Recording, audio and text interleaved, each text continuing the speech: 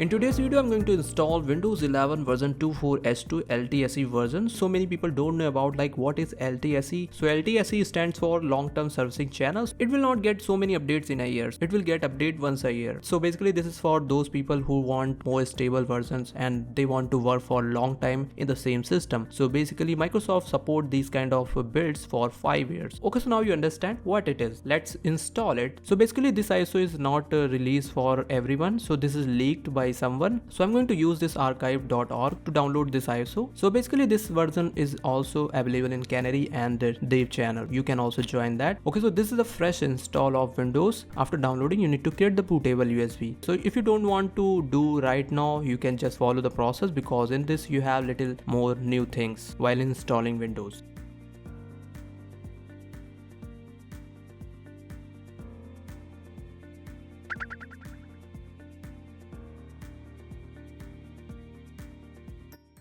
So after making bootable USB, you need to press the boot menu key on your laptop. Boot menu keys you will get on screen, just press accordingly. After that you will get here this kind of setup. You can see brand new setup. Select language and click here next. Select setup option, let it be checked install Windows 11 and check this box and click here next.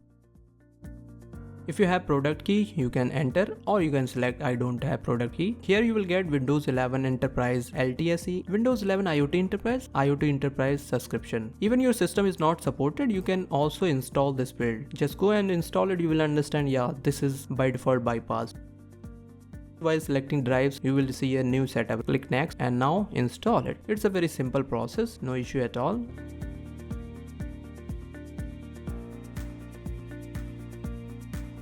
While log in with Microsoft account, you have option here to set up local account. Click on sign in option and select here domain join instead. Type your name and password. After that you are ready to enter in your system.